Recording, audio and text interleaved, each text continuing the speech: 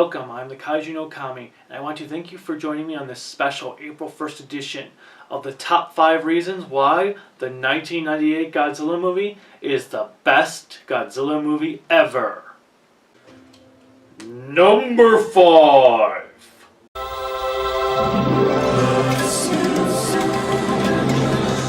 The movie features a few of the actors who voiced the characters off of The Simpsons. We have Nancy Cartwright, who voices Bart Simpson.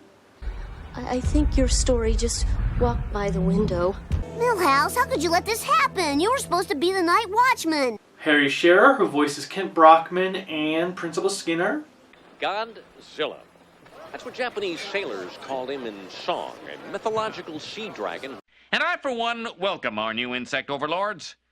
I'd like to remind them that as a trusted TV personality, I can be helpful in rounding up others. And Hank Azaria, who voices Mo, Apu, Wiggum, Comic Book Guy, Snake, and many, many others. Hey, I'm eating. You don't see I'm eating? Okay, everybody tuck your pants into your socks. Yeah, pretty much. You're a nice person, you know. Nice guys finish last. Hey, don't jump. I know you're going through some tough times, but you have your whole life ahead of you. This movie came out when The Simpsons were at their prime, and this movie took advantage of it. Sony is extremely smart on this. Number 4. It stars Leon the Professional. It doesn't matter what scene you watch, but if John Reno is in it, it is awesome. Sometimes he might be dissing our coffee and snacks. You said this was French roast. Ah oui, regardez. C'est marqué French roast. More cream. Other times he is giving a pretty bad impersonation of Elvis. You got a problem talking? Well, no, sir, I'm fine.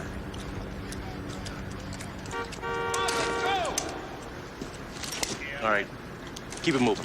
Oh, thank you very much.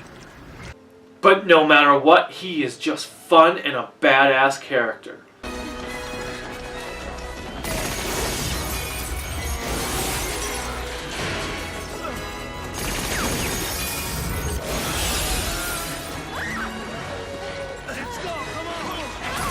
Hell, he drives a taxi over Godzilla's foot and does it with ease.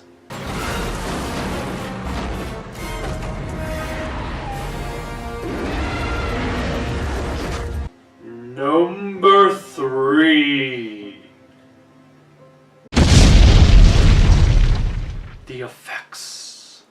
The effects in this movie are just flat out awesome. Not only did Sony make the right call by replacing the dumb, stiff rubber suits that Toho used with a great CGI monster, but they also hired Duke Devlin and Roland Emmerich to write and direct it.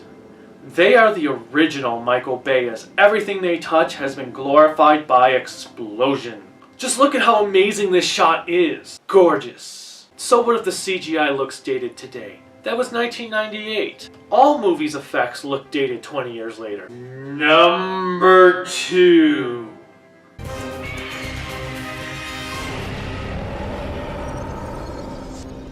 The follow-up cartoon series. Yes.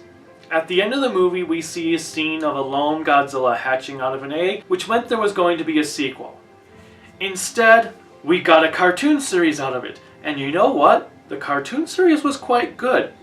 It had its moments of corniness, but as a whole, it was a pretty solid series. The baby ends up thinking Nick Totopoulos is its parent and joins with him. Due to the recent events with Godzilla, Nick creates a research team nicknamed Heat in order to study abnormalities that occurred around the world. When necessary, Godzilla has to battle other monsters and aliens. In fact, there was this really cool 3-parter called Monster War, which was awesome as it featured the Godzilla from the movie brought back to life as a cyborg, along with some of the other creatures we'd seen previously in the season. I'm wondering if this is also perhaps where Toho got the idea of Kiro using the bones of the original Godzilla. I mean, they were probably paying attention to this series, right? There were a lot of good episodes on this show, especially one called Future Shock. This episode sent a few of the team members 23 years into a post-apocalyptic future. Monsters had overrun the Earth and human society was on the brink of extinction. For those of you who might remember the episode of Gargoyle's Future Tense, it actually has a lot of similar plot threads, and it does bring kind of a dark future to our world.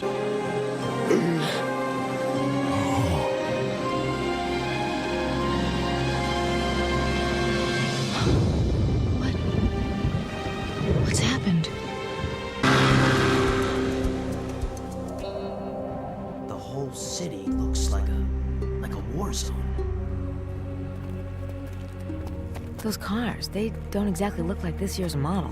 Check this out.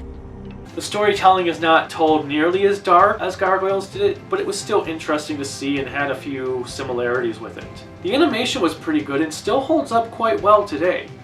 Not to mention it did not date itself by doing a CGI Godzilla like a lot of the shows at that time started to do. Voltron, the third dimension. Fortunately, Mill Creek had released the entire series on DVD, and it's only $9 at Target. If you have never seen this series, you can't go wrong with 40 episodes for $9.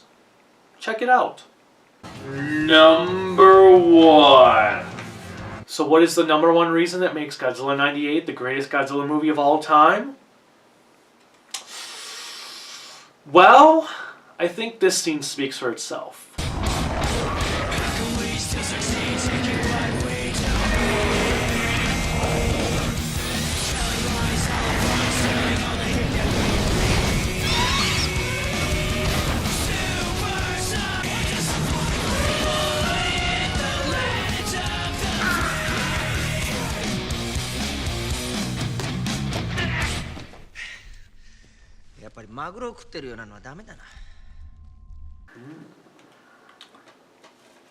Nice. Thank you, Sony, for... We're still recording. So those are the top 5 reasons why the 1998 Godzilla movie is the best Godzilla movie ever. I bid you farewell for this episode.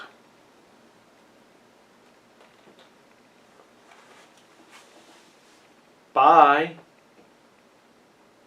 Why aren't the credits rolling yet?